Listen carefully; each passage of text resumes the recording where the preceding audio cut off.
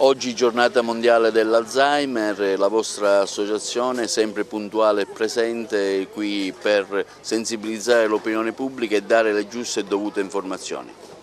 Sì, noi saremo presenti oggi pomeriggio dalle 18 alle 23 fino a stasera a Villa Bonfiglio, oltre che col nostro punto informativo per dare notizie sulla patologia, sui consigli utili diciamo, per le famiglie che vivono questo problema.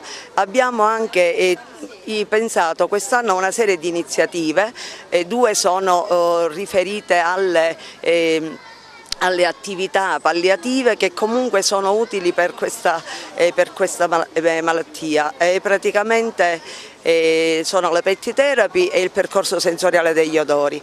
Poi il cuore di Agrigento può essere presente, la solidarietà si esprime portando una torta proprio in segno di sensibilità e vicinanza a queste famiglie che vivono questa problematica. Quindi porta una torta anche tu oggi pomeriggio alle 18 e in segno appunto di solidarietà. Ci saranno artisti che intratterranno durante tutta la serata il pubblico, quindi ringraziamo la compagnia di Mario Graziano, ci saranno poesie, musica, intrattenimento vario e inoltre sarà presente la PMG, che è una società che si occupa di mobilità garantita, il consorzio dell'Uva Italia di Canicaticcio ha donato un quantitativo di uva che sarà distribuito, quindi noi ringraziamo di questa solidarietà, ringraziamo tutti e invitiamo la cittadinanza a partecipare perché la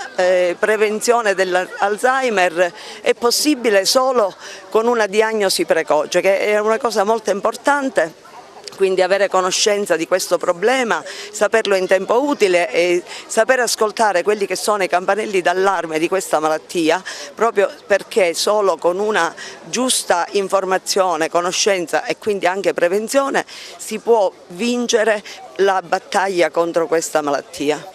Quali sono i campanelli d'allarme? Che tipo di fotografia fare del nostro territorio sulla malattia?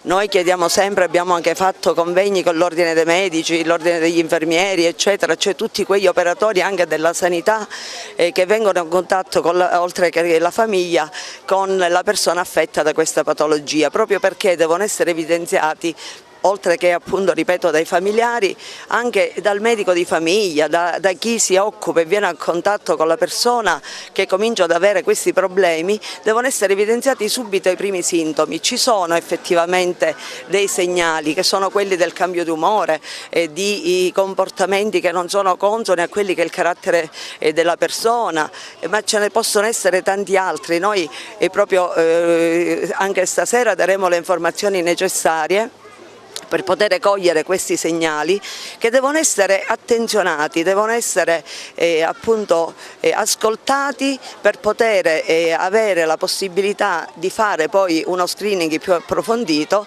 e quindi avere la possibilità di sapere se effettivamente c'è un problema o no.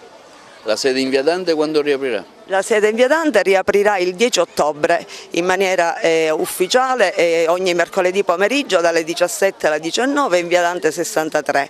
Tra l'altro noi stiamo portando avanti anche un'iniziativa di teatro sociale, quindi le nostre attività quest'anno saranno anche più numerose.